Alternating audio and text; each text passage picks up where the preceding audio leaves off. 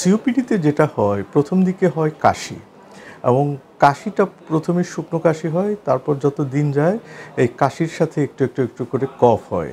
মাঝে মাঝে bacterial infection হওয়ার জন্য এই কফগুলি হলুদ বর্ণের আকার ধারণ করে এবং দুর্গন্ধযুক্ত হয়।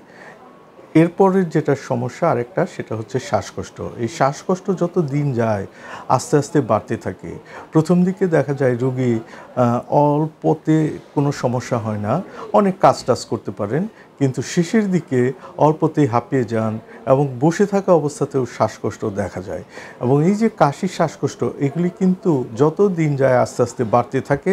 সিওপিডি হচ্ছে ইরিভার্সিবল এবং প্রগ্রেসিভ, অর্থাৎ দিন দিন খারাপের দিকে যায় এবং এটাকে আর আগের অবস্থায় ফিরিয়ে আনা যায় না।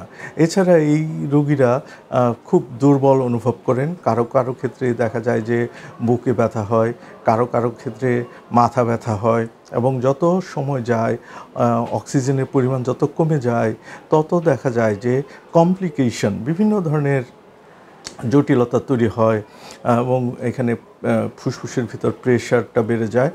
আলটিমেটলি এখানে পালমোনারি হাইপারটেনশন ডেভেলপ করে, ডান দিকের হার্টের উপর চাপ পড়ে পায়ে পেটে পানি এসে যায় এবং রেসপিরেটরি ফেলিউর তৈরি হয়।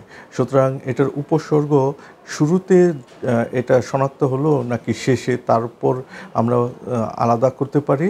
আর এইখানে যখন এই সিওপিডিটা একটা থাকে স্টেবল সিওপিডি, অর্থাৎ শ্বাসকষ্ট এবং কাশি থাকে, কিন্তু আরেকটা এটাকে আমরা বলি এক্সাজারবেশন, হঠাৎ করে খুব খারাপ অবস্থা হয়ে যায়। দেখা যায় যে জ্বর চলে আসে, কাশি অনেক বেশি, কাশি হলুদ রঙের দুর্গন্ধযুক্ত, শ্বাসকষ্ট অনেক বেড়ে গেছে।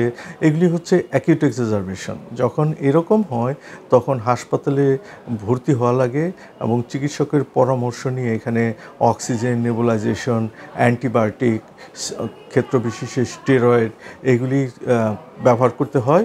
এবং এই সিওপিডির যে নর্মাল ওষুধ ব্রঙ্কোডাইলেটর সেসব তো সবসময় ব্যবহার করতেই হয়।